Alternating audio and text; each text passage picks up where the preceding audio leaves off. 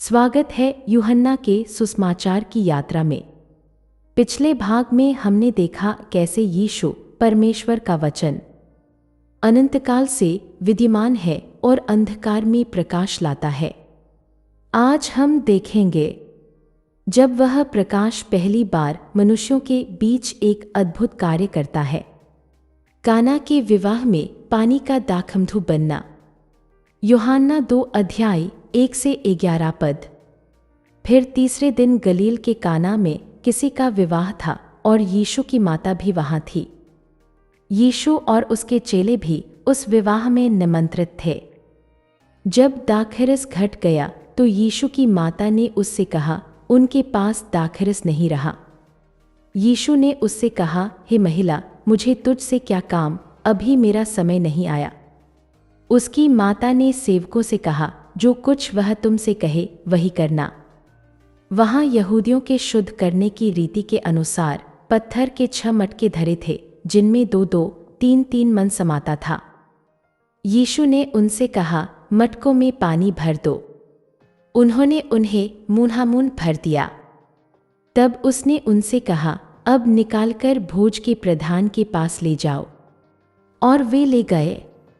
जब भोज के प्रधान ने वह पानी चखा जो दाखरस बन गया था और नहीं जानता था कि वह कहाँ से आया है, परंतु जिन सेवकों ने पानी निकाला था वे जानते थे, तो भोज के प्रधान ने दूल्हे को बुलाकर उससे कहा, हर एक मनुष्य पहले अच्छा दाखरस देता है और जब लोग पीकर छक जाते हैं तब मध्यम देता है, परंतु तूने अच्छा दाखरस अब तक रख छोड़ा है।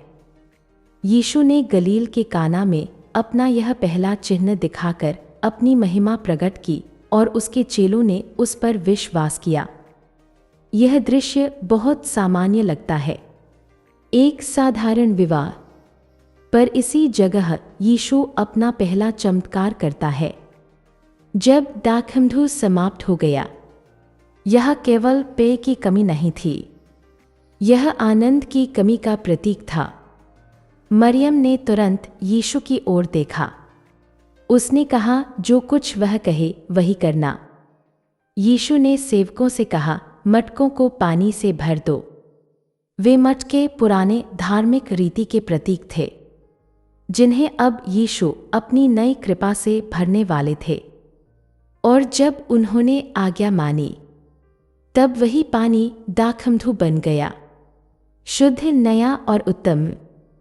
यह दिखाता है कि जब हम उसकी आज्ञा मानते हैं, तब वह हमारे साधारण जीवन को अद्भुत आशीष में बदल देता है। यह चमत्कार केवल विवाह का उत्सव नहीं, बल्कि एक नए युग की शुरुआत है, जहां यीशु हमारी खाली मटकों को अपनी कृपा से भर देता है। कई बार हमारे जीवन में भी दाखमधु खत्म हो जाता है, अर्थात आनंद, शांति या आशा की कमी हो जाती है। हम बाहर से मुस्कुराते हैं पर भीतर खाली महसूस करते हैं। पर जब हम अपने मटके, अपने हृदय यीशु के सामने रखते हैं, वह उन्हें अपनी उपस्थिति से भर देता है। वह केवल पानी को दाखमधु नहीं बनाता, वह निराशा को आनंद में, टूटेपन को नए जीवन में बदल देता है।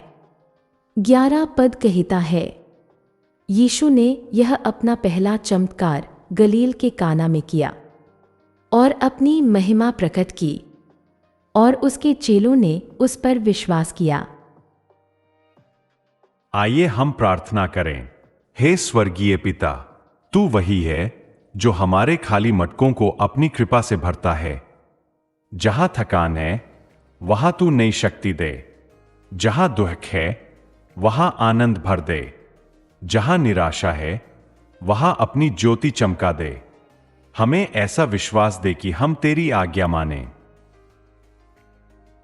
बिनती यीशु मसीह के नाम से मांगते हैं, आमीन।